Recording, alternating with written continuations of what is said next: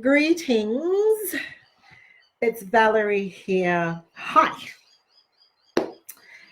I've been quiet on social media because I have been really aware of a kind of a level of fatigue. Have you been feeling that as well? Just the level of fatigue, exhaustion, not being able to front up and actually come on live and yet today I felt like I needed to do it because I'm all about being authentic, regardless of how I feel, being able to actually be authentic and show up. And I just saw a post by my friend, Kim. If you're watching this, Kim, you prompted this. I wasn't going to come on live, but I have now because of your post. And I think she got it right.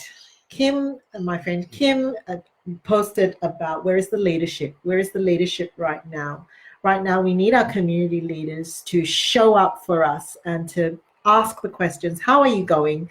And I think for me, because I may not be able to ask everybody how you're going, but for me it's about showing up and saying that authentically, this is some stuff that I'm dealing with too. And if I'm dealing with it, then you're probably dealing with it too.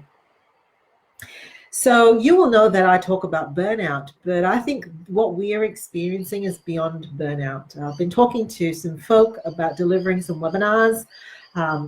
We are having it in our practice diary now. Excuse me.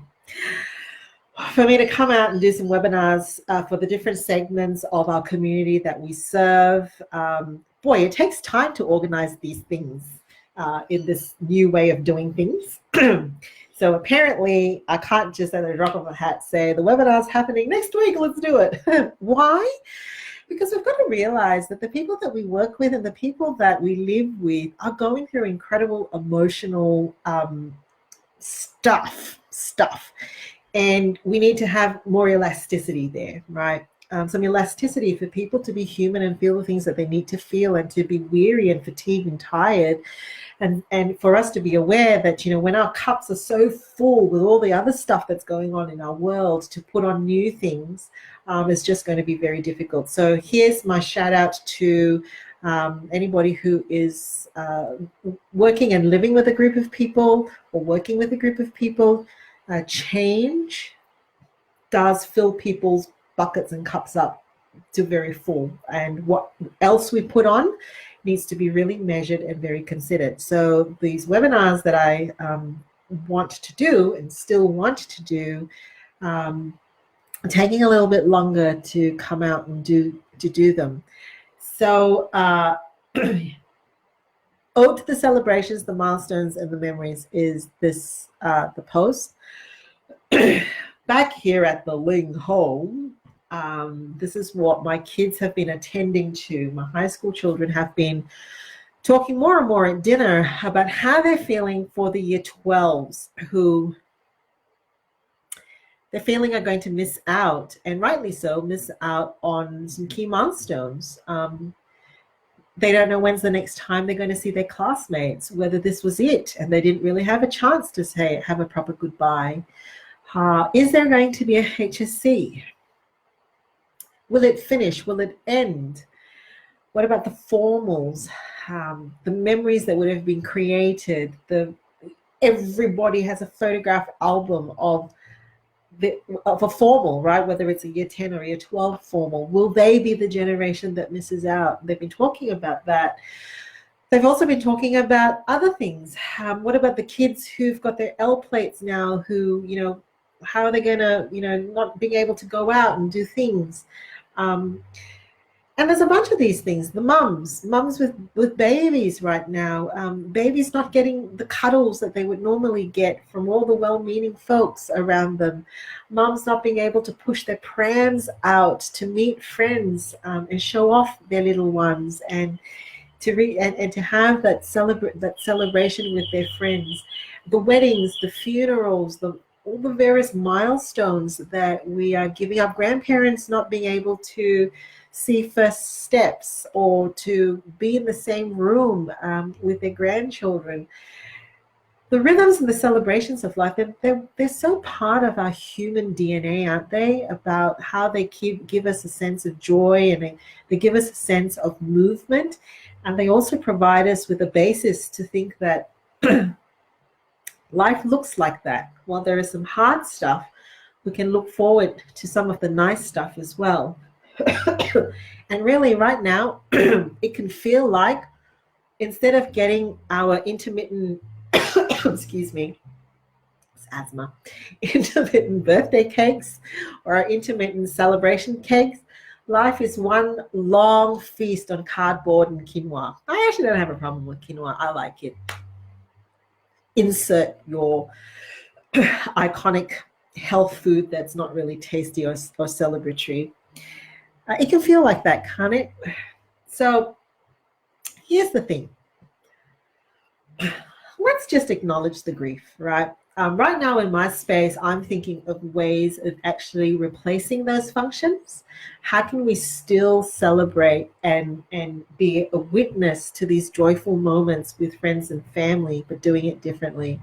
I had a wonderful vignette shared by one of my team members of a birthday gone past. And what they did was they all had the same barbecue recipe or the, the same food that they would eat. They met online and they ate the same food. They gathered together to celebrate a birthday. How fantastic is that? Maybe you're missing out on going camping together as a family. Is there a place for us to set up tents outside in our backyard and recover that and reclaim that memory? Can we start talking with our year 12s, with our students?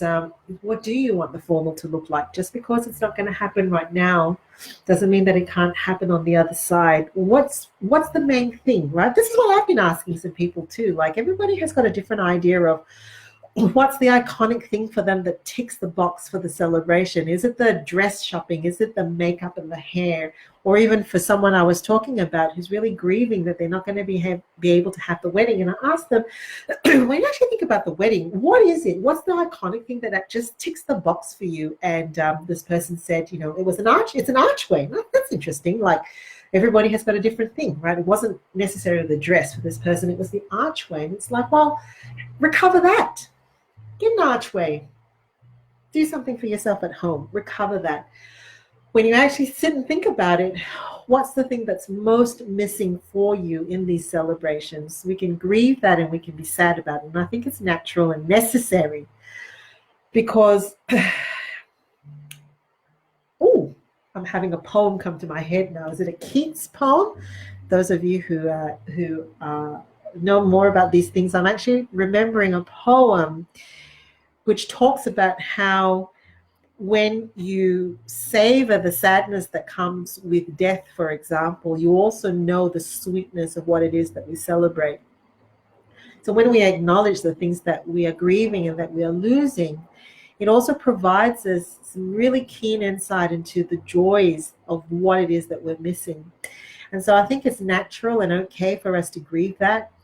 And if we want to, and if we think that it would be something that would give us great strength during these times, to find a way to recover that. Have you seen those the pictures of people in retirement villages, for example, who are still practicing physical distancing, but they're coming out on Friday nights, just sitting in their driveway, in their chairs with a cuppa? Powerful stuff. That's so, so powerful when we say, I know what it is I'm missing.